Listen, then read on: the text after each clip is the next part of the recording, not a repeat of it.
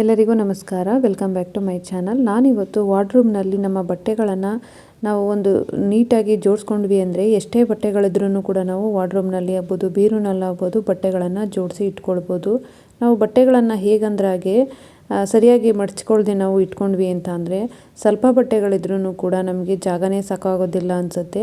ಅದಕ್ಕಾಗಿ ನಾನು ನಮ್ಮ ವಾರ್ಡ್ರೋಬ್ನಲ್ಲಿ ಯಾವ ರೀತಿಯಾಗಿ ಬಟ್ಟೆಗಳನ್ನು ನೀಟಾಗಿ ಇಟ್ಕೊಂಡಿದ್ದೀನಿ ಅಂತೇಳಿ ನಿಮಗೆ ತೋರಿಸ್ಕೊಡ್ತಾ ಇದ್ದೀನಿ. ಹಾಗೆ ನೀವು ಕೂಡ ಇದೇ ರೀತಿಯಾಗಿ ಫಾಲೋ ಮಾಡಿದ್ರೆ ಬಟ್ಟೆಗಳು ಜಾಸ್ತಿ ಇದ್ರೂ ಕೂಡ ತುಂಬಾ ಬಟ್ಟೆಗಳನ್ನು ಇಡಿಸುತ್ತೆ. ಬೀರಾಗ್ಬೋದು, ವಾರ್ಡ್ರೋಬ್ ಆಗ್ಬೋದು, ಯಾವುದೇ ಆದ್ರೂ ಕೂಡ.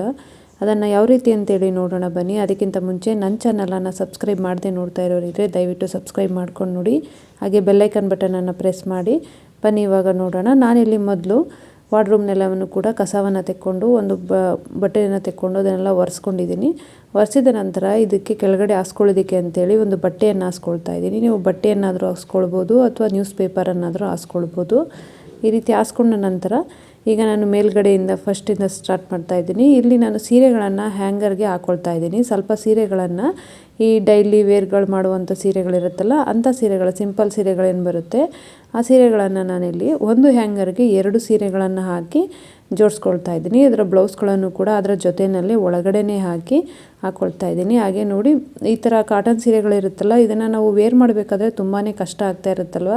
ಮೊದಲೇ ಈ ರೀತಿ ಪಿನ್ನನ್ನು ಮಾಡಿ ನಾವು ಹ್ಯಾಂಗರ್ಗೆ ಹಾಕಿ ಇಟ್ಕೊಂಡ್ವಿ ಅಂದರೆ ಉಟ್ಕೊಳ್ಬೇಕಾದ್ರೆ ಬೇಗನೆ ಸೀರೆಗಳನ್ನು ಉಟ್ಕೊಂಡು ಹೋಗ್ಬೋದು. ಕಾಟನ್ ಸೀರೆಗಳನ್ನಂತೂ ಉಟ್ಕೊಳ್ಳೋದು ತುಂಬಾ ಕಷ್ಟ ಆಗ್ತಾ ಇರುತ್ತಲ್ವ. ಅಂಥ ಸಂದರ್ಭಗಳಲ್ಲಿ ಈ ರೀತಿಯಾಗಿ ನಾವು ಮಾಡಿ ಇಟ್ಕೊಂಡ್ಬಿಟ್ವಿ ಅಂದರೆ ಯಾವಾಗ ಬೇಕಂದ್ರೆ ಅವಾಗ ಆರಾಮಾಗಿ ಉಟ್ಕೊಳ್ಬೋದು. ಈ ರೀತಿಯಾಗಿ ಒಂದು ಹ್ಯಾಂಗರ್ನಲ್ಲಿ 2 ಸೀರೆಗಳನ್ನು ಹಾಕ್ಕೊಂಡಿರೋದ್ರಿಂದ ತುಂಬಾ ಸೀರೆಗಳು ಇಡಿಸುತ್ತೆ ಮೇಲ್ಗಡೆ. ಈಗ ಅಲ್ಲಿ ಅಷ್ಟು ಸೀರೆಗಳನ್ನು ಹಾಕ್ಕೊಂಡ ನಂತರ ಈಗ ಇನ್ನಷ್ಟು ಸೀರೆಗಳನ್ನು ಯಾವ ರೀತಿಯಾಗಿ ಇಟ್ಕೊಂಡಿದ್ದೀನಿ ಅಂತ ನೋಡಿ. ಈ ರೀತಿಯಾಗಿ ನಾನು ಸೀರೆಯನ್ನು ಫೋಲ್ಡನ್ನು ಮಾಡ್ಕೊಳ್ತಾ ಇದ್ದೀನಿ. ಈ ರೀತಿ ಫೋಲ್ಡನ್ನು ಮಾಡಿ ಆನ್ಲೈನ್ಗಳಲ್ಲಿ ಸಿಗುತ್ತಲ್ವ ಸೀರೆಗಳನ್ನು ಫೋಲ್ಡ್ ಮಾಡ್ಕೊಳ್ಳುವಂಥ ಬ್ಯಾಗ್ಗಳು, ಅದರಲ್ಲಿ ಇಟ್ಕೊಳ್ತಾ ಇದ್ದೀನಿ. ಬ್ಲೌಸನ್ನು ಕೂಡ ಅದರ ಒಳಗಡೆನೇ ಹಾಕಿ ಮಡಚಿಟ್ಕೊಳ್ತಾ ಇದ್ದೀನಿ. ಯಾಕೆಂದರೆ ಸೀರೆಯನ್ನು ತೆಕ್ಕೊಂಡಾಗ ಜೊತೆಯಲ್ಲಿ ಬ್ಲೌಸು ಕೂಡ ನಮಗೆ ಸಿಕ್ಕೋಗ್ಬಿಡುತ್ತೆ. ಬ್ಲೌಸ್ ಒಂದು ಕಡೆ, ಸೀರೆ ಒಂದು ಕಡೆ ಇಟ್ಕೊಂಡ್ವಿ ಅಂದರೆ ಒಂದು ಸಿಕ್ಕರೆ ಒಂದು ಸಿಕ್ಕಲ್ಲ ಅಲ್ವ. ಅದಕ್ಕೋಸ್ಕರ ಈ ರೀತಿ ಮಾಡಿಕೊಂಡು ಈ ಥರ ಬ್ಯಾಗ್ನಲ್ಲಿ ನಾನು ಸೀರೆಗಳನ್ನು ಇಟ್ಕೊಳ್ತಾ ಇದ್ದೀನಿ. ಯಾಕೆ ಅಂದರೆ ನಾವು ಹಾಗೇ ಸೀರೆನ ಒಂದ್ರ ಮೇಲೆ ಒಂದು ಇಟ್ಕೊಂಡ್ವಿ ಅಂದರೆ ಒಂದು ಸೀರೆ ಎಳ್ಕೊಳ್ಬೇಕಾದ್ರೆ ಎಲ್ಲ ಸೀರೆಗಳು ಬಿದ್ದೋಗ್ತಾ ಇರುತ್ತೆ. ಹಾಗೆ ನಾವು ಎಷ್ಟೇ ಜೋಡಿಸಿ ಇಟ್ಕೊಂಡ್ರೂ ಕೂಡ ಅಷ್ಟೇ ಸೀರೆಗಳು ಸ್ವಲ್ಪ ಧೂಳು ಆಗ್ಬೋದು, ಹಾಗೆಯೇ ನೋಡೋದಕ್ಕೂ ಕೂಡ ಅಷ್ಟೇನು ಚೆನ್ನಾಗಿ ಕೂಡ ಕಾಣಿಸ್ತಾ ಇರಲ್ಲ. ಅದಕ್ಕಾಗಿ ಅಂತ ಹೇಳಿ ಈ ಥರ ನಾನು ಬ್ಯಾಗ್ನಲ್ಲಿ ಇಟ್ಕೊಳ್ತಾ ಇದ್ದೀನಿ. ಈ ಬ್ಯಾಗ್ನಲ್ಲಿ ಒಂದು 15ರಿಂದ 20 ಸೀರೆನಾದರೂ ನಾವು ಹಾಕ್ಕೊಳ್ಬೋದು.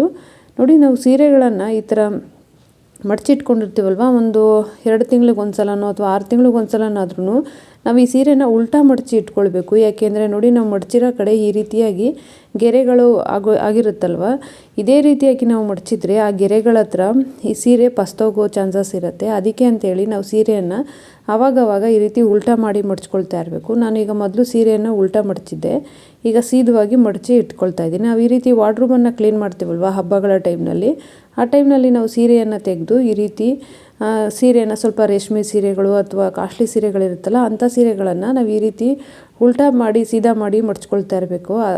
ಅದರಿಂದ ನಮ್ಮ ಸೀರೆಗಳು ಹರಿದೋಗೋ ಚಾನ್ಸಸ್ ಕಡಿಮೆ ಆಗುತ್ತೆ. ಹರಿದೋಗೋದು ಅಂದರೆ ಪಸ್ತೋಗುತ್ತೆ ನೋಡಿ, ಇಟ್ಟುತ್ತಾವೇನೆ ಆ ರೀತಿ ಆಗ್ತಾ ಇರುತ್ತಲ್ವ.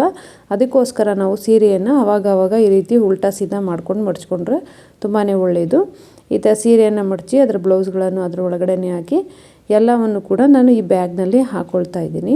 ಈ ಥರ ಭಾರವಾಗಿರುವಂಥ ಸೀರೆಯನ್ನು ಆದಷ್ಟು ಹ್ಯಾಂಗರ್ಗಿಂತ ಈ ರೀತಿ ಫೋಲ್ಡ್ ಮಾಡಿ ಇಟ್ಕೊಳ್ಬೋದು, ಅಥವಾ ಯಾವುದಾದ್ರೂ ಕಾಟನ್ ಬಟ್ಟೆನಲ್ಲೂ ಕೂಡ ಸುತ್ತಿ ಇಟ್ಕೊಳ್ಬೋದು. ಇಲ್ಲ ಅಂದರೆ ಈ ಥರ ಬ್ಯಾಗ್ಗಳೆಲ್ಲನೂ ಕೂಡ ಆರ್ಗನೈಸ್ ಮಾಡಿ ಇಟ್ಕೊಂಡ್ವಿ ಅಂದರೆ ಸೀರೆಗಳು ಯಾವ್ದು ಬೇಕು ಅದನ್ನು ನೋಡೋದಕ್ಕೂ ಕೂಡ ಸಿಗುತ್ತೆ, ಹಾಗೆ ಯಾವ್ದು ಬೇಕು ಅದನ್ನು ತೆಕ್ಕೊಳ್ಳೋಕ್ಕೂ ಈಸಿ ಆಗುತ್ತೆ. ಅದಕ್ಕೋಸ್ಕರ ನಾನು ಇದರಲ್ಲಿ ಹಾಕಿ ಇಟ್ಕೊಂಡಿದ್ದೀನಿ. ನೋಡಿ, ಈಗ ಎಷ್ಟು ಸೀರೆಗಳನ್ನು ಇಟ್ಸ್ಕೊಳ್ತಾ ಇದೆ ಅಂತೇಳಿ ನೀಟಾಗಿ ಕುತ್ಕೊಳ್ಳುತ್ತೆ, ಫೋಲ್ಡಿಂಗ್ ಏನು ಬಿಟ್ಕೊಳ್ಳೋದಿಲ್ಲ. ನೋಡಿ, ಇಷ್ಟು ಸೀರೆಗಳನ್ನು ಇದರಲ್ಲಿ ಜೋಡಿಸ್ಕೊಂಡಿದ್ದೀನಿ. ಇದಿಷ್ಟನ್ನು ಜೋಡಿಸ್ಕೊಂಡ ನಂತರ ಇದನ್ನು ಜಿಪ್ಪನ್ನು ಲಾಕ್ ಮಾಡಿ ಇದರ ಸೀರೆಯನ್ನು ನಾನು ಹ್ಯಾಂಗ್ ಮಾಡಿಟ್ಟಿದ್ನಲ್ಲ ಅದರ ಕೆಳಗಡೆ ಜಾಗ ಇದೆಯಲ್ವ, ಅಲ್ಲಿ ಇದನ್ನು ಬ್ಯಾಗನ್ನು ಇಟ್ಕೊಳ್ತಾ ಇದ್ದೀನಿ. ಇದೇ ರೀತಿಯಾಗಿ ಇನ್ನೊಂದು ಬ್ಯಾಗ್ನಲ್ಲೂ ಕೂಡ ನಾನು ಸೀರೆಗಳನ್ನು ತುಂಬಿಸಿದ್ದೀನಿ, ಅದನ್ನು ಕೂಡ ಇಲ್ಲಿ ಇಟ್ಕೊಳ್ತಾ ಇದ್ದೀನಿ. ನೋಡಿ, ಮೇಲ್ಗಡೆ ಈ ರೀತಿ ಸಿಂಪಲ್ ಸೀರೆಗಳನ್ನು ಹಾಕ್ಕೊಂಡು ಹಾಗೆ ಈ ಬ್ಯಾಗ್ನಲ್ಲಿ 2 ಸೀರೆಗಳನ್ನು ಇಟ್ಟಿದ್ದೀನಿ. ಈ ರೀತಿ ಇಟ್ಕೊಂಡ ನಂತರ ಈಗ ಪಕ್ಕದಲ್ಲಿ ಸ್ವಲ್ಪ ಜಾಗ ಉಳ್ಕೊಂಡಿದೆಯಲ್ವ, ಅಲ್ಲಿ ನಾವು ಡೈಲಿ ಬ್ಲೌಸ್ಗಳು ಯಾವುದಾದ್ರೂ ಮ್ಯಾಚಿಂಗ್ ಬ್ಲೌಸ್ಗಳನ್ನು ಹಾಕೊಳ್ಳೋ ಇರ್ತಾವಲ್ವ, ಅಂಥ ಬ್ಲೌಸ್ಗಳನ್ನು ನಾನಿಲ್ಲಿ ಇಟ್ಕೊಳ್ತಾ ಇದ್ದೀನಿ. ಬ್ಲ್ಯಾಕು, ಗೋಲ್ಡನು ಈ ರೀತಿಯಾಗಿ ಯಾವುದಾದ್ರೂ ಸೀರೆಗೆ ವೇರ್ ಮಾಡ್ಬೋದಲ್ವ, ಅಂತಹ ಬ್ಲೌಸ್ಗಳನ್ನು ಈ ಸೈಡ್ನಲ್ಲಿ ನಾನು ಇಟ್ಟಿದ್ದೀನಿ. ಈಗ ಮೇಲ್ಗಡೆ ಫೋಲ್ಡಲ್ಲಿ ಇಷ್ಟನ್ನು ಜೋಡಿಸಿದ್ದೀನಿ. ಹಾಗೆ ಅದರ ಕೆಳಗಡೆ ಸೆಲ್ಫ್ನಲ್ಲಿ ನಾನಿಲ್ಲಿ ಡ್ರೆಸ್ಗಳನ್ನು ಇಟ್ಕೊಳ್ತಾ ಇದ್ದೀನಿ. ಡ್ರೆಸ್ಗಳಂತ ಅಂದರೆ ಈ ದೊಡ್ಡ ದೊಡ್ಡ ಡ್ರೆಸ್ ಇರುತ್ತಲ್ವ, ಪ್ಯಾಂಟು, ವೇಲು ಅಂಥ ಡ್ರೆಸ್ಗಳನ್ನು ನೀಟಾಗಿ ಫೋಲ್ಡ್ ಮಾಡಿ ಅದರ ಪ್ಯಾಂಟು, ವೇಲು ಎಲ್ಲವನ್ನು ಜೊತೆಯಲ್ಲೇ ಇಟ್ಟು ಫೋಲ್ಡ್ ಮಾಡಿ ಅವನ್ನು ಒಂದು ಸೈಡ್ನಲ್ಲಿ ಇಟ್ಕೊಳ್ತಾ ಇದ್ದೀನಿ. ಇವುಗಳನ್ನು ಒಂದು ಡ್ರೆಸ್ ಎತ್ಕೊಂಡಾಗ ಅದ್ರ ಪ್ಯಾಂಟು, ವೇಲು ಎಲ್ಲ ಸಿಗೋ ಥರ. ಹಾಗೆ ಅದರ ಪಕ್ಕದಲ್ಲಿ ಕುರ್ತಾಗಳಿರುತ್ತಲ್ವ, ಆ ಕುರ್ತಾಗಳನ್ನು ನೀಟಾಗಿ ಫೋಲ್ಡ್ ಮಾಡಿ ಅವುಗಳನ್ನು ಜೋಡಿಸ್ಕೊಳ್ತಾ ಇದ್ದೀನಿ. ನಾವು ಈ ರೀತಿ ಫೋಲ್ಡ್ ಮಾಡಿ ಇಟ್ಕೊಂಡಾಗ ನಮ್ಗೆ ಯಾವ ಡ್ರೆಸ್ ಬೇಕೋ ಅದನ್ನು ಆರಾಮವಾಗಿ ನೋಡಿಕೊಂಡು ತೆಕ್ಕೊಬಿಡ್ಬೋದು. ಹಾಗೆಯೇ ಇವುಗಳನ್ನ ತೆಕ್ಕೊಳ್ಳುವಾಗೂ ಅಷ್ಟೇ ನಾವು ಒಂದು ಕೈನಿಂದ ಮೇಲೆ ಮಾಡಿ ಇನ್ನೊಂದು ಟಪ್ಪನ್ನು ನಾವು ಎಳ್ಕೊಂಡ್ವಿ ಅಂದರೆ ಯಾವುದೂ ಕೂಡ ಫೋಲ್ಡಿಂಗ್ ಬಿಚ್ಚೋಗೋದಿಲ್ಲ, ಆರಾಮವಾಗಿ ತೆಕ್ಕೊಂಡು ಹಾಕ್ಕೊಳ್ತಾ ಇರ್ಬೋದು. ಇಲ್ಲ ಅಂದರೆ ನಾವು ಹೆಂಗೆ ಬೇಕಂದ್ರೆ ಇಟ್ವಿ ಅಂದರೆ ನಮ್ಗೆ ಜಾಗಗಳೇ ಸಾಕಾಗೋದಿಲ್ಲ. ಹಾಗೆ ಅದರ ಪಕ್ಕದಲ್ಲಿ ಜೀನ್ಸ್ ಟಾಪ್ಗಳಿರುತ್ತಲ್ಲ ಅದನ್ನು ಇಟ್ಟಿದ್ದೀನಿ, ಅದು ಸ್ವಲ್ಪನೇ ಇರೋದು. ಅದ್ರ ಮೇಲೇ ಜಾಗ ಇತ್ತಲ್ವ, ಅದ್ರ ಮೇಲೇ ಜೀನ್ಸ್ ಪ್ಯಾಂಟ್ಗಳನ್ನು ಇಟ್ಕೊಂಡಿದ್ದೀನಿ. ಈ ರೀತಿಯಾಗಿ ಜೋಡಿಸ್ಕೊಂಡಿದ್ದೀನಿ. ಹಾಗೆ ಅದರ ಪಕ್ಕದಲ್ಲಿ ಲೆಗ್ಗಿನ್ಸ್ಗಳನ್ನು ಫೋಲ್ಡ್ ಮಾಡಿ ಇಟ್ಕೊಂಡಿದ್ದೀನಿ. ನೋಡಿ, ಈ ಭಾಗ ನಾವು ಮಡಚಿದಾಗ ಈ ಮಡಿಕೆ ಭಾಗ ನಮಗೆ ಈ ಕಡೆ ಬರೋ ರೀತಿ ಇಟ್ಕೊಂಡ್ಬಿಡ್ಬೇಕು. ಯಾಕೆಂದರೆ ನೋಡೋದಕ್ಕೆ ಕಲರು ಕೂಡ ಚೆನ್ನಾಗಿ ಕಾಣಿಸುತ್ತೆ. ಯಾವ್ದು ಬೇಕು ಅದನ್ನು ಎತ್ಕೊಂಡು ಬಿಡ್ಬೋದು ಸಡನ್ನಾಗಿ. ಹಾಗೆ ನೀಟಾಗಿ ಮಡಚಿರೋದು ಕೂಡ ಕಾಣಿಸುತ್ತೆ. ನೋಡಿ, ಇಲ್ಲಿ ವೇಲನ್ನು ನಾನು ಈ ರೀತಿ ಫೋಲ್ಡ್ ಮಾಡಿ ಒಂದು ಪ್ಲಾಸ್ಟಿಕ್ ಡಬ್ಬದಲ್ಲಿ ಹಾಕಿ ಇಟ್ಕೊಳ್ತೀನಿ. ಈ ರೀತಿ ಇಟ್ಕೊಳ್ಳೋದ್ರಿಂದ ವೇಲ್ಗಳ ಫೋಲ್ಡಿಂಗು ಕೂಡ ಹಾಳಾಗೋದಿಲ್ಲ. ಹಾಗೆ ಯಾವ ವೇಲ್ ಬೇಕೋ ಆ ವೇಲನ್ನು ಆರಾಮವಾಗಿ ತೆಗೆದಿಟ್ಕೊಂಡು ಬಿಡ್ಬೋದು. ಏಕೆಂದರೆ 2 ಡ್ರೆಸ್ಗಳಿಗೆ ಒಂದು ವೇಲು ಈ ರೀತಿಯಾಗಿ ನಾವು ಇಟ್ಕೊಂಡಿರ್ತೀವಲ್ಲ, ಅದಕ್ಕೋಸ್ಕರ ಈ ಥರದ ಫೋಲ್ಡ್ ಮಾಡಿ ಒಂದು ಬಾಕ್ಸ್ನಲ್ಲಿ ಹಾಕಿ ಇಟ್ಕೊಂಡ್ವಿ ಅಂದರೆ ಎತ್ಕೊಂಡು ಹೋಗ್ಬೋದು. ಹಾಗೆ ಇನ್ನು ಅದರ ಕೆಳಗಡೆ ಸೆಲ್ಫ್ನಲ್ಲಿ ನಾವು ಡೈಲಿ ಯೂಸ್ ಮಾಡುವಂತಹ ಟಾಪ್ಗಳನ್ನು ಇಟ್ಟಿದ್ದೀನಿ. ಹಾಗೆ ಪ್ಯಾಂಟ್ಗಳು, ಡೈಲಿ ಯೂಸ್ ಮಾಡುವಂಥ ಟಾಪು, ಪ್ಯಾಂಟ್ಗಳನ್ನು ಇಲ್ಲಿ ಜೋಡಿಸ್ಕೊಂಡಿದ್ದೀನಿ. ಹಾಗೆ ಲೆಗ್ಗಿನ್ಸ್ ಪ್ಯಾಂಟ್ ಆಗ್ಬೋದು ಅಥವಾ ಪ್ಯಾರ್ಲರ್ ಪ್ಯಾಂಟ್ ಯಾವುದಾದ್ರೂ ಅಷ್ಟೇ ನೀಟಾಗಿ ನಾವು ಫೋಲ್ಡ್ ಮಾಡಿ ಇಟ್ಕೊಂಡ್ವಿ ಅಂದರೆ ತೆಕ್ಕೊಳ್ಳೋಕ್ಕೆ ಈಸಿ ಆಗುತ್ತೆ. ಹಾಗೆ ಈ ರೀತಿಯ ವೇಸ್ಟ್ ಬಾಕ್ಸ್ಗಳಲ್ಲಿ ನಮ್ಮ ಇನ್ನರ್ಸ್ ವೇರ್ಸ್ಗಳನ್ನು ಈ ರೀತಿಯಾಗಿ ಸೆಟ್ ಮಾಡಿ ಇಟ್ಕೊಳ್ಬೋದು. ತೆಕ್ಕೊಳ್ಳುವಾಗ ನಮಗೆ ಈಸಿಯಾಗಿ ಸಿಗುತ್ತೆ ಅಂತೇಳಿ ವೇಸ್ಟ್ ಬಾಕ್ಸನ್ನು ಬಿಸಾಡದೆ ಈ ರೀತಿಯಾಗಿ ನಾನು ಜೋಡಿಸ್ಕೊಂಡಿದ್ದೀನಿ. ನನ್ನ ಒಂದು ವಾರ್ಡ್ರೋಬ್ನಲ್ಲಿ ಮೊದಲನೇ ಸೆಲ್ಫಲ್ಲಿ ಸೀರೆಗಳು, ಹಾಗೆ ಎರಡನೇ ಸ್ಟೆಪ್ನಲ್ಲಿ ನಾನು ಎಲ್ಲಾದರೂ ಹೊರಗಡೆ ಹೋಗುವಂತಹ ಬಟ್ಟೆಗಳನ್ನು ಜೋಡಿಸಿದ್ದೀನಿ. ಹಾಗೆ ಲಾಸ್ಟ್ ಸ್ಟೆಪ್ಪಲ್ಲಿ ಬಂದರೆ ಡೈಲಿ ಯೂಸ್ ಮಾಡುವಂಥ ಬಟ್ಟೆಗಳನ್ನು ಇಲ್ಲಿ ಜೋಡಿಸಿ ಇಟ್ಕೊಂಡಿದ್ದೀನಿ. ನಾವು ಈ ರೀತಿಯಾಗಿ ನೀಟಾಗಿ ಫೋಲ್ಡನ್ನು ಮಾಡಿ ಬಟ್ಟೆಗಳನ್ನು ಇಟ್ಕೊಳ್ಳೋದ್ರಿಂದ ವಾರ್ಡ್ರೋಬಲ್ಲಾಗ್ಬೋದು, ಬೀರುನಲ್ಲಾಗ್ಬೋದು ಎಷ್ಟೇ ಬಟ್ಟೆಗಳನ್ನಾದ್ರೂ ಕೂಡ ನಾವು ನೀಟಾಗಿ ಜೋಡಿಸ್ಕೊಳ್ಬೋದು. ಯಾರೇ ಬಂದು ನೋಡಿದ್ರೂ ಕೂಡ ಎಷ್ಟು ನೀಟಾಗಿದೆ ಅನಿಸುತ್ತೆ ಅಲ್ವಾ.